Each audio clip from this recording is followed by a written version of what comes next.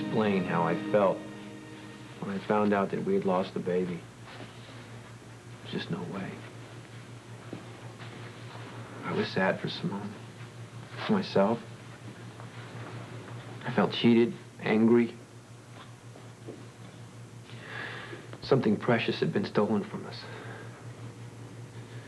And when I saw that man with that hateful sneer on his face, I don't know what got into me. I just blew it. Did he make any other remarks? His expression said it all. He looked like he was glad that it had happened. Did you accuse him of killing the baby? At that instant, I felt he did. Please answer the question. Yes, I accused him of killing the baby. So you lose it, and this institution has to pay for it with a big fat lawsuit. In case you don't know it, this hospital is liable. You're out of order, Edward. We'll handle that later. Let's face it, this hospital is going to be hauled into court because a resident has a chip on his shoulder. I'm sorry, Mr. Quartermain. I'll admit to anything that I've done, but I will not accept that characterization of it. But you did lose control. I am not denying that.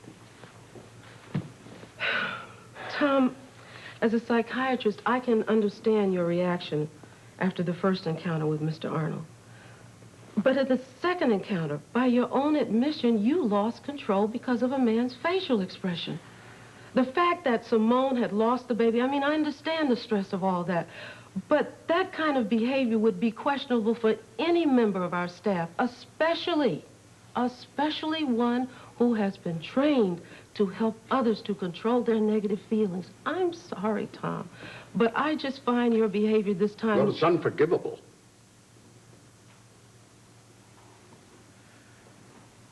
I believe that's all, unless you two have more questions. You can leave now, but please stand by for our decision.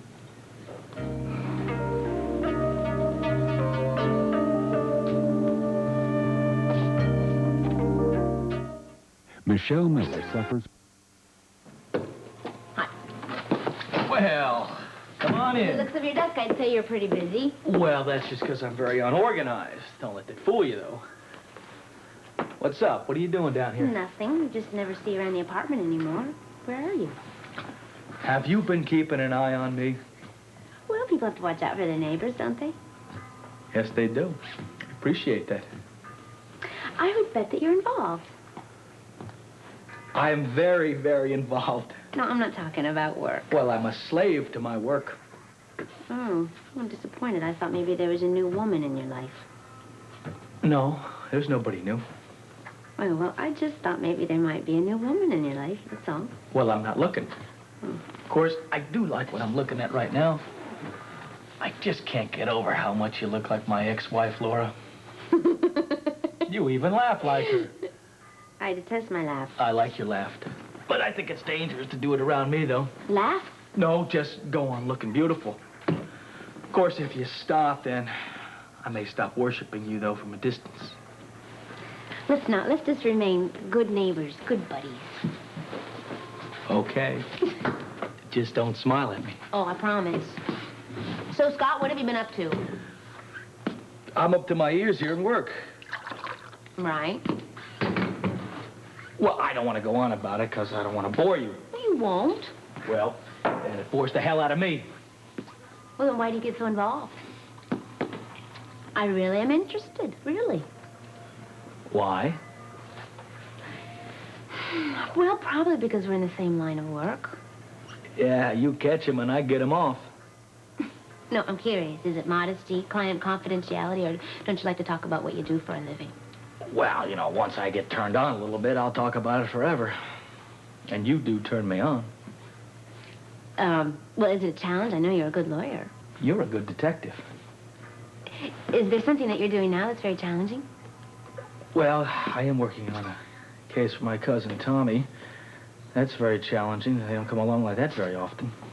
Sad. Well, my job is to keep it from being sad. I know Tom and Simone just had that personal tragedy. Made me sick when I heard about it. Yeah, it's tough. No, don't misunderstand. I don't blame Tom for doing what he did. Well, either do I. If I was in his shoes, I'd have done the same thing. Probably even worse. What do you think's going to happen to him? Well, I think it's going to get a lot rougher.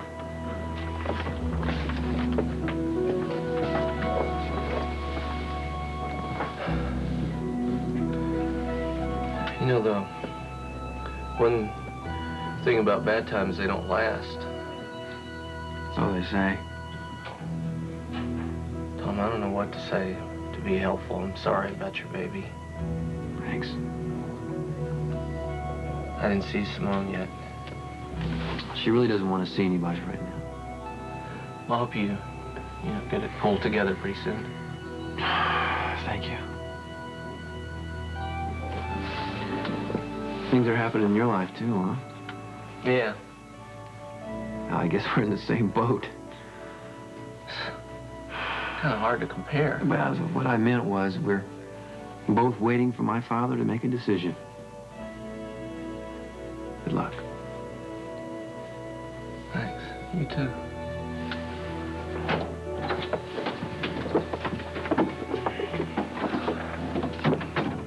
What are you doing here? Well, Steve asked to see me. What for?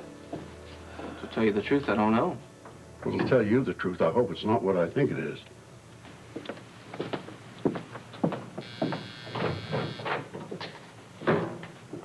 I'm ready for Tom. Send him in. Yes, Dr. Hardy. Your father will see you, Dr. Hardy.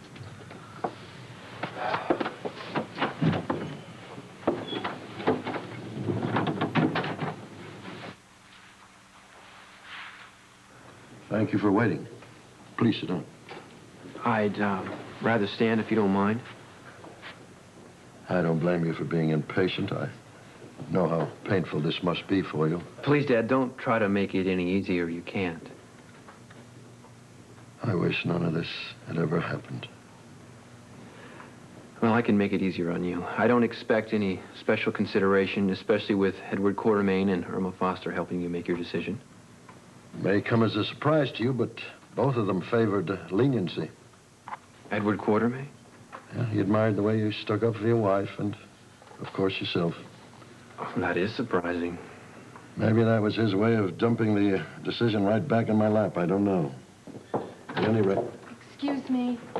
Dr. Hardy, this is the report that you asked for. You wanted to see it the minute it came in. Oh, yes, thank you. Thank you, Nancy. This will only take a minute to read. It needs my signature.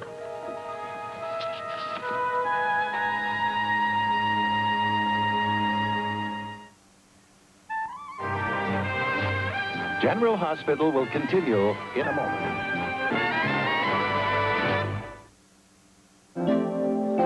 Oh, that's taken care of. Nancy, I don't want to be interrupted until we're finished here. Yes, sir.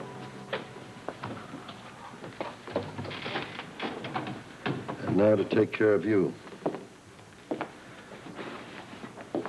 As your father, how I wish I could. As Chief of Staff?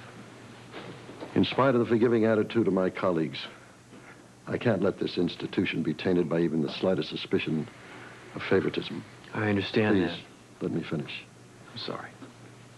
Your actions on 2 occasions, no matter how justified they seem to you at the time, cannot be swept under the rug. Therefore, it's my duty to inform you that you are hereby suspended from duty for the next 2 months. Suspended? Suspended.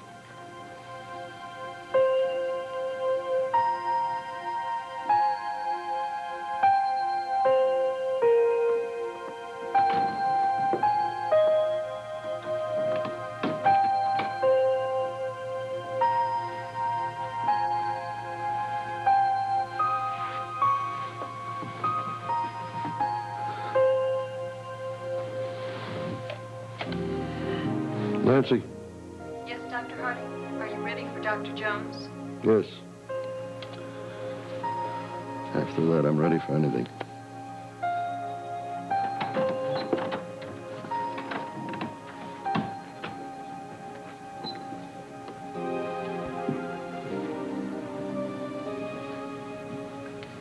You all right? What?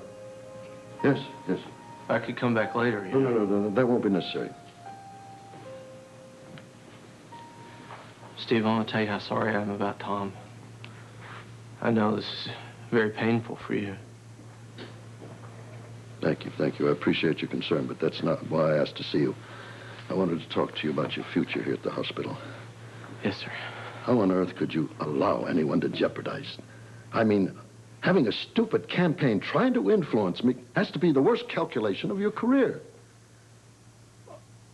I'm not following you exactly. I don't know what you're talking about. What campaign? What? The one your wife is waging for you, to be my assistant chief of staff. Oh, my God. I mean, having patients, former patients, send me telegrams, sending residents in here to try to tell me how to run the hospital, trying to influence board members. I find that totally unbelievable.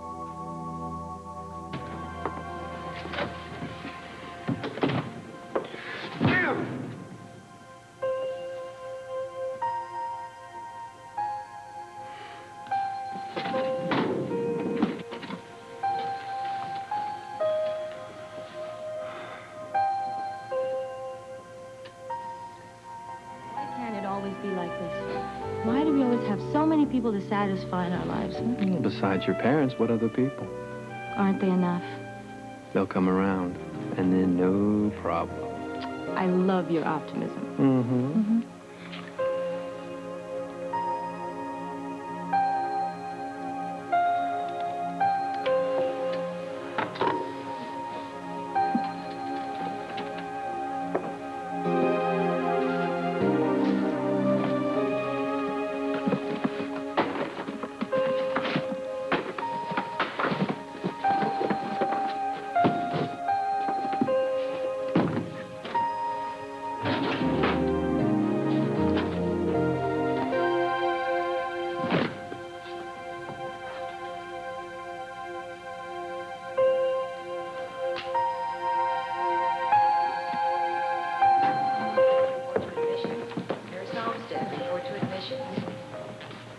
Have you seen Lucy?